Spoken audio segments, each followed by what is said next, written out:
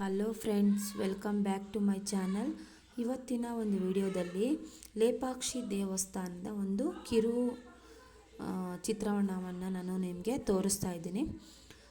ಅದಕ್ಕಿಂತ ಮುಂಚೆ ನಮ್ಮ ಫ್ಯಾಮಿಲಿ ಎಲ್ಲ ಲೇಪಾಕ್ಷಿ ದೇವಸ್ಥಾನಕ್ಕೆ ಹೋಗಿದ್ವಿ. ಅಲ್ಲಿ ವಿಭಿನ್ನ ವಿಶೇಷಗಳಿಂದ ಆ ದೇವಸ್ಥಾನ ಕೂಡಿರೋದನ್ನು ನಾನು ನೋಡಿದೆ. ಅದಕ್ಕೆ ಒಂದು ವಿಡಿಯೋ ಮಾಡೋಣ ಅಂತ ನಾನು ಮಾಡ್ತಾಯಿದ್ದೀನಿ. ಈ ಲೇಪಾಕ್ಷಿ ವೀರಭದ್ರ ಸ್ವಾಮಿ ದೇವಾಲಯ ಆಂಧ್ರ ಪ್ರದೇಶದ ಅನಂತಪುರಂ ಜಿಲ್ಲೆಯಲ್ಲಿದೆ. ಅನಂತಪುರದಿಂದ 14 ಕಿಲೋಮೀಟರ್ ದೂರದಲ್ಲಿದೆ. ಈ ದೇವಾಲಯ 16ನೇ ಶತಮಾನದಲ್ಲಿ ನಿರ್ಮಿತವಾದದ್ದು. ಪ್ರಾಚೀನ ದೇವಾಲಯವೂ ಕೂಡ ಹೌದು. ಇದು ವಿಜಯನಗರ ಸಾಮ್ರಾಜ್ಯದ ಕಾಲದಲ್ಲಿ ನಿರ್ಮಾಣಗೊಂಡಂತಹ ಈ ದೇವಸ್ಥಾನ. ಈ ದೇವಾಲಯವು ಹಲವು ವಿಭಿನ್ನ ವಿಶೇಷಗಳಿಂದ ಕೂಡಿರುತ್ತದೆ ಹಾಗೂ ಈ ದೇವಾಲಯ ಬಹು ಸುಂದರವಾದ ವಾಸ್ತುಶಿಲ್ಪಗಳಿಂದ ಕೂಡಿದೆ ಅಂತಲೂ ನಾವು ಹೇಳ್ಬೋದು. ಭಾರತದ ಹಲವಾರು ಪ್ರವಾಸಿಗರು ಮತ್ತು ಭಕ್ತಾದಿಗಳು ಇಲ್ಲಿಗೆ ಆಗಮಿಸುತ್ತಾರೆ ಮತ್ತು ವೀರಭದ್ರ ಸ್ವಾಮಿಯ ದರ್ಶನ ಭಾಗ್ಯವನ್ನು ಪಡೆಯುತ್ತಾರೆ. ಎಲ್ಲರೂ ಒಮ್ಮೆ ಇಲ್ಲಿ ನೋಡಬೇಕಾದಂತಹ ಸ್ಥಳ ಈ ಲೇಪಾಕ್ಷಿಯ ವೀರಭದ್ರ ಸ್ವಾಮಿ ದೇವಾಲಯದಲ್ಲಿ ಹಲವು ವಿಭಿನ್ನ ಅಂಶಗಳಿವೆ. ಮೊದಲಿಗೆ ದೇವಾಲಯದಲ್ಲಿ ನಾವು ನಂದಿ ವಿಗ್ರಹವನ್ನು ಕಾಣಿಸುತ್ತೇವೆ. ಇದು ಭಾರತದಲ್ಲಿ ಅತಿ ದೊಡ್ಡ ಏಕಶಿಲಾ ನಂದಿ ವಿಗ್ರಹ ಎಂದು ಪರಿಗಣಿತವಾಗಿದೆ. ಇದರ ಅಡಿ 15 ಮತ್ತು ಅಗಲ ಬಂದು 27 ಅಡಿ ಇದೆ. ಈ ದೇವಾಲಯದಲ್ಲಿ 5 ಶಿವಲಿಂಗಗಳು, ಪಾರ್ವತೀ ದೇವಿ, ವಿಷ್ಣು, ಗಣೇಶ, ಭದ್ರಕಾಳಿ ದೇವರುಗಳು ಇದ್ದಾರೆ. ಇಲ್ಲಿ ಸಾವಿರಾರು ಭಕ್ತರು ಶಿವರಾತ್ರಿ ಸಮಯದಲ್ಲಿ ವೀರಭದ್ರ ಸ್ವಾಮಿಯ ದರ್ಶನ ಪಡೆಯಲು ಬರುತ್ತಾರೆ. ಇಲ್ಲಿ ಇನ್ನೊಂದು ಆಕರ್ಷಣೀಯ ಸ್ತಂಭವಿದೆ.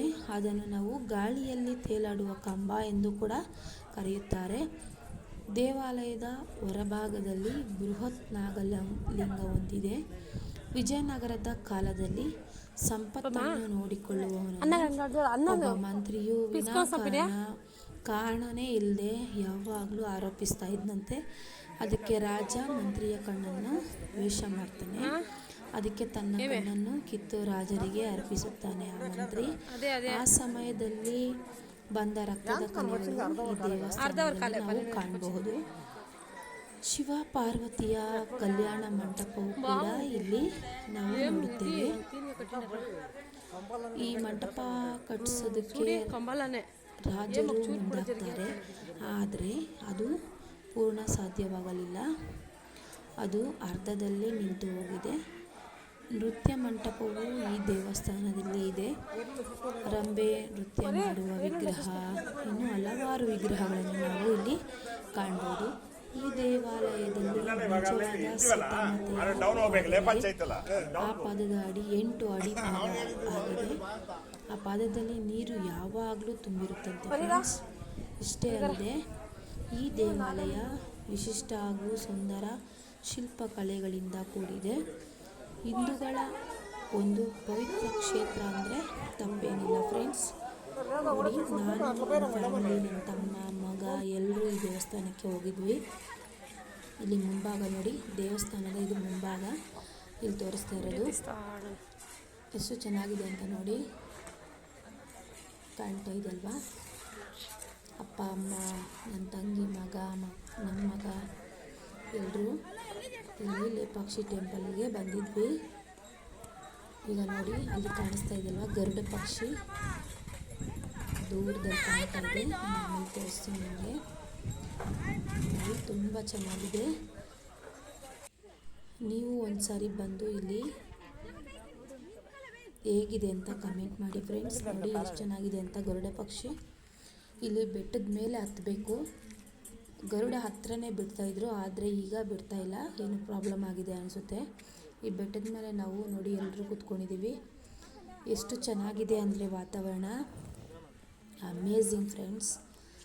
ದೊಡ್ಡ ದೊಡ್ಡ ಕಲ್ಲುಗಳು, ಬೆಟ್ಟ ನೋಡಿ.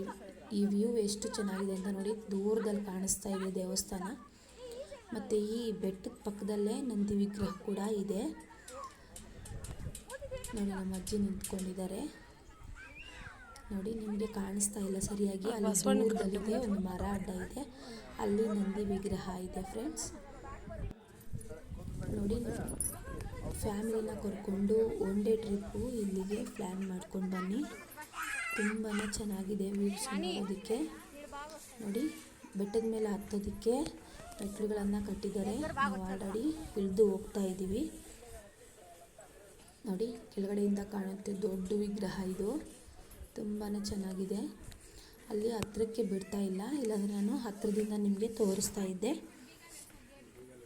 ನೋಡಿದ್ರ ಫ್ರೆಂಡ್ಸ್, ಈ ಲೇಪಾಕ್ಷಿ ದೇವಸ್ಥಾನದಲ್ಲಿ ಎಷ್ಟೊಂದು ವಿಶೇಷಗಳಿವೆ ಅಂತ ಕಾಣ್ತಾ ಇದೆಯಲ್ವಾ. ನೋಡ್ರಿ ನಾವು ಇಳಿತಾ ಇದ್ವಿ, ಕೆಲವರು ಬರ್ತಾನೆ ಇದ್ದಾರೆ. ಈ ಶಿವರಾತ್ರಿ ಸಮಯದಲ್ಲಂತೂ ತುಂಬ ಅಂದರೆ ತುಂಬ ಜನನೇ ಇರ್ತಾರೆ. ಈಗ ಕಮ್ಮಿ ಜನ. ನೋಡಿ ಎಷ್ಟು ಚೆನ್ನಾಗಿದೆ ಅಂತ ಕಾಣ್ತಾ ಇದೆ ಅಲ್ವಾ.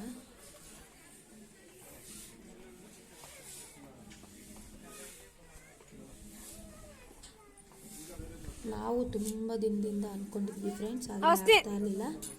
ಈಗ ಯಾವುದೇ ಕಾರಣಕ್ಕೂ ಮಿಸ್ ಮಾಡಬಾರ್ದು ಅಂತ ನಾವು ಈ ಸಾರಿ ಲೇಪಾಕ್ಷಿ ದೇವಸ್ಥಾನ ನೋಡಲೇಬೇಕು ಅಂತ ಹಠ ಮಾಡಿ ಬಂದ್ವಿ. ಆದರೆ ನೋಡಿದಾಗ ತುಂಬ ಅಂದರೆ ತುಂಬಾ ಚೆನ್ನಾಗಿದೆ, ನಂಬೋಕ್ಕೆ ಸಾಧ್ಯ ಇಲ್ಲ. ಇಷ್ಟೊಂದು ವಿಶೇಷ ವಿಭಿನ್ನಗಳಿಂದ ಕೂಡಿದ ದೇವಸ್ಥಾನನ ನೀವು ಒಂದು ಸಾರಿ ಬಂದು ನೋಡಿ, ನೀವು ಹೇಳ್ತೀರಾ ತುಂಬಾ ಚೆನ್ನಾಗಿದೆ ಅಂತ. ಎಷ್ಟು ಚೆನ್ನಾಗಿದೆ ಅಂತ ನೋಡಿ.